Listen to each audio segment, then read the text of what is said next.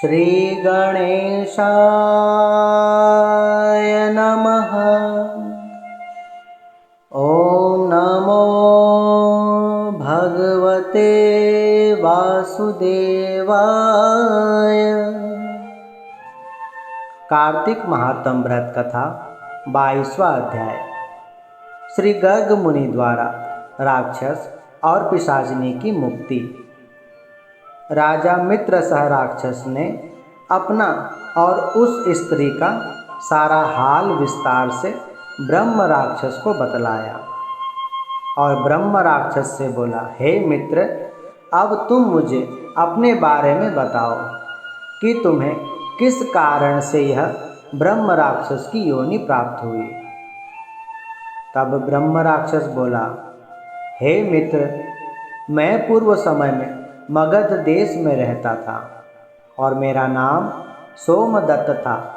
मैं एक ब्राह्मण था, अत्यंत विद्वान और ज्ञानवान था, परंतु एक समय मैंने अपने गुरु का निरादर किया था, जिस कारण मेरी यह हालत हुई है और मैं इस पिशाच योनि में अत्यंत भारी दुख पा रहा हूँ।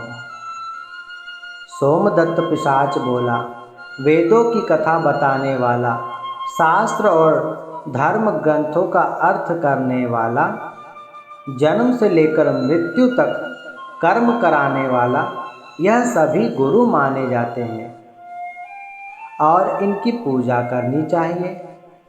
महर्षि वेद व्यास के रचे हुए 18 पुराणों की कथा जो भी जीव सच्चे भाव, प्रेम और भक्ति से सुनते हैं, उनकी बुद्धि निश्चल होती है और वह जन्म मरण के चक्करों से छूट जाता है। इसलिए पुराणों की कथा अवश्य सुननी चाहिए। यह सभी ज्ञान रूपी बातें श्री गौतम ऋषि जब कथा कर रहे थे, तब मैंने उस समय यह सभी कथाएं सुनी थी।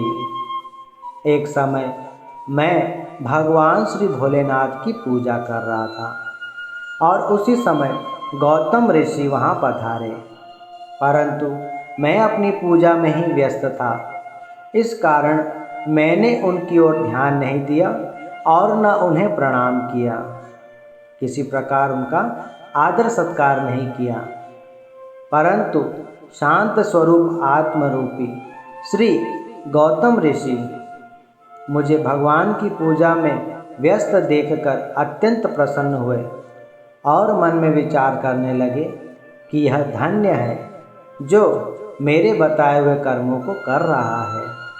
परंतु महादेव जी से गुरु का अपमान सहन नहीं हुआ, इस कारण उन्होंने मुझे राक्षस बनने का श्राप दे दिया। जो अपने गुरु का निरादर या अपमान करता है, उन्हें सम्मान नहीं देता, उसके सभी किए हुए धर्म, कर्म, दान और पुण्य, यश सब नष्ट हो जाते हैं। जो गुरु का आदर, सत्कार, सम्मान करता है, उसे संसार की सभी सुख संपत्ति प्राप्त होती है। गुरु के निरादर करने के कारण ही मेरी यह हालत हुई है। पता नहीं अब कब मुझे इस योनि से मुक्ति मिलेगी।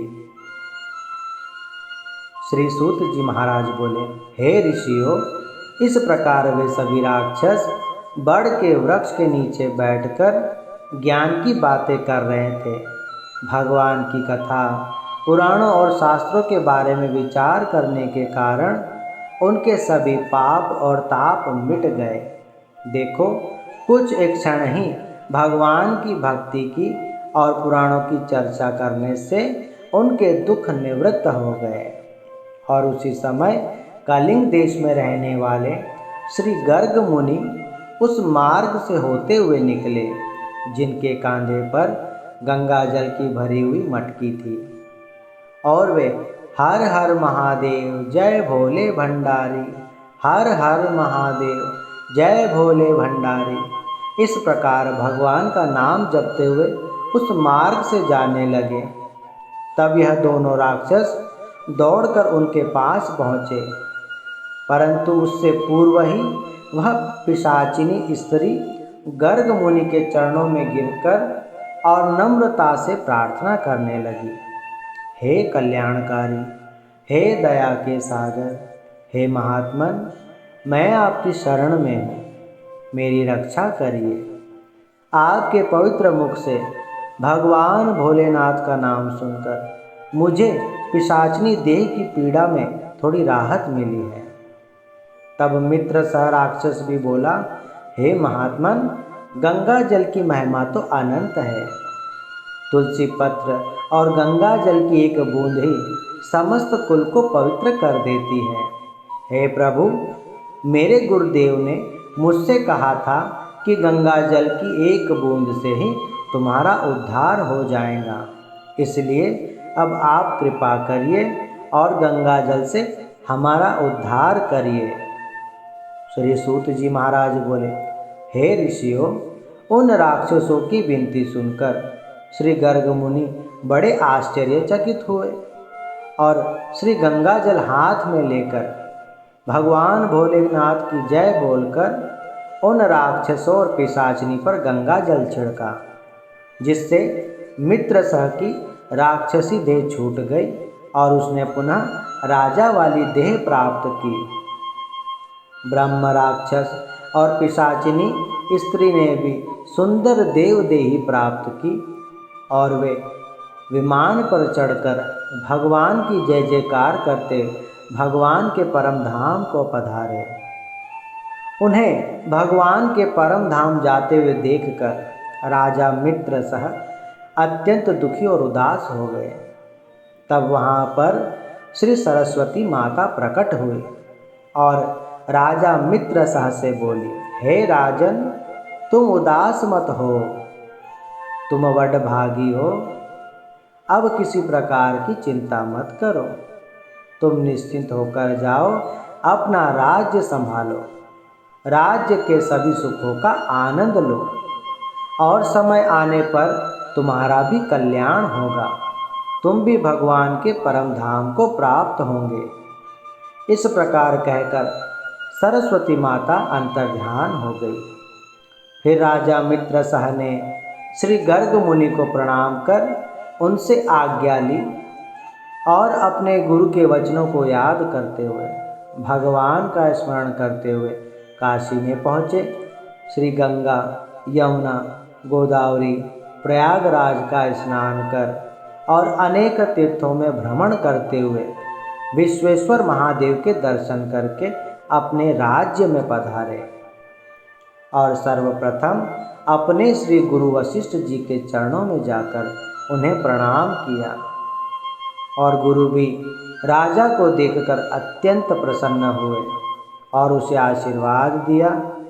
फिर उसे राजगद्दी पर बैठाकर उसका राज तिलक किया और उसे राज्य चलाने की आज्ञा दी। इस प्रकार राजा मित्र सह बहुत समय तक राज्य किया, प्रजा को भी हर प्रकार के सुख दिए।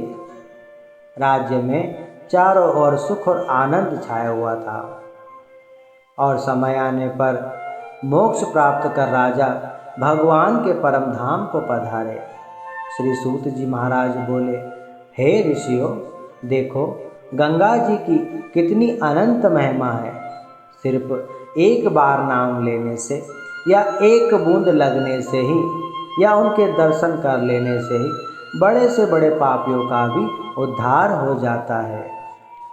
पद्म पुराण कार्तिक मास महात्म श्री गर्ग मुनि द्वारा गंगा जल से राक्षसों के उद्धार बाबत 22वां अध्याय समाप्त।